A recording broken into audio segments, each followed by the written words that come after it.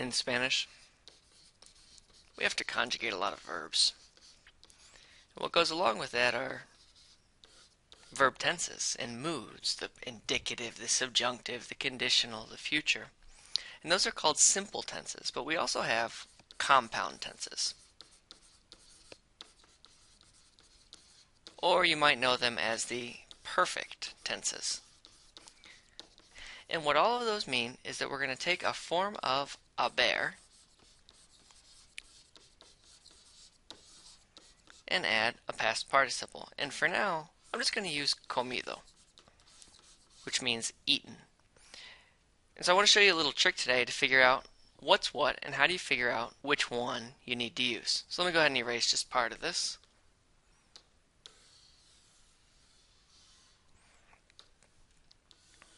Alright, so we're working with haber plus hado, ido.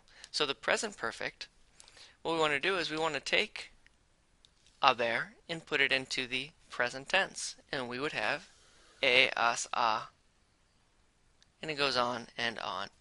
Another name for the present perfect would be the present perfect indicative, or the perfecto de indicativo, or el presente perfecto. It depends on what you use and what you call it. But this would sound like I have eaten.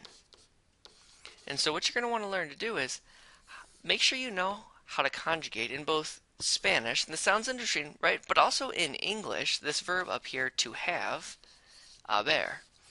So I have, you have, he has, we have, etc.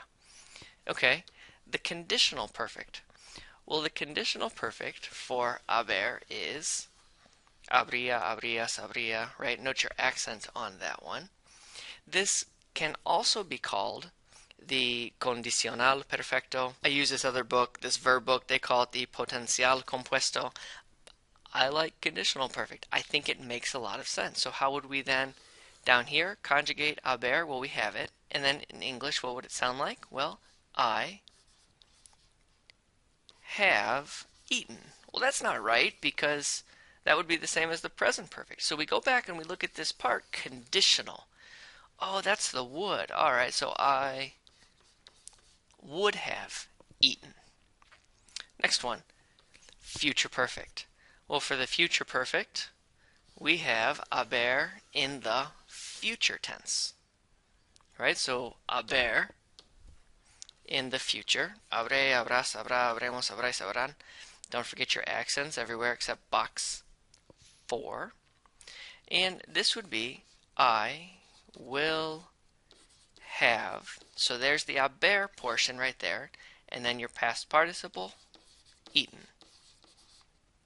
So all we're working on today is just identifying. We're not talking about the complexities of when you use them, just making sure when you're translating or you're trying to vary your speech, or someone says you need, for example, to use the present perfect subjunctive.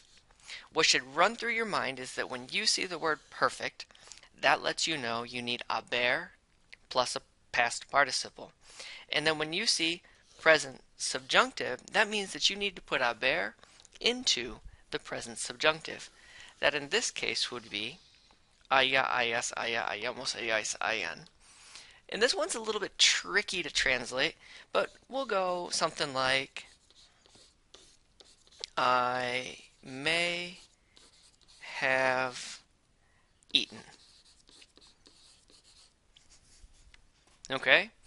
Next we have the Pluperfect. Now, this one has a lot of names, and I'm sure all of your teachers out there, maybe you've learned a different one. I call it the past perfect. Some people call it the pluperfect. Some people call it the pluscuamperfecto. Some people call it the pluscuamperfecto de indicativo. Whatever works for you, right? You got to figure out what works for you. And this one, the pluperfect, uses a form of haber in the imperfect tense. And I think that's the important part to know, is the imperfect tense.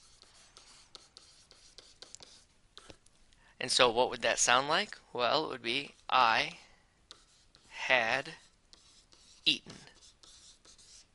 So that had, that's haber in the past or the imperfect. Now again, I'm picking I for all of these just to make our life easy. Let's be honest. This next one, the Preterite Perfect, I don't know that I've ever used the Preterite Perfect, and I doubt you'll ever use it either, but you should know what it is, the Preterite Perfect. So you'll take HABER in the preterite and add your participle. Now some people, they call this the Preterito Anterior, and I'm sure there are a lot of other names for it, but I think Preterite Perfect works. And so this one would sound like I had eaten. Whoa. These sound kind of similar. Well, there are a whole bunch of videos on when you use the preterite and when you use the imperfect. So when you use the Preterite Perfect and the Pluperfect, well, we'll save that for another day. Okay, and then finally we have the past perfect subjunctive. So perfect, that lets us know that we have haber plus hado, ido. And then we have the past subjunctive. Hubiera, hubieras, hubiera, hubiéramos, hubierais, hubieran.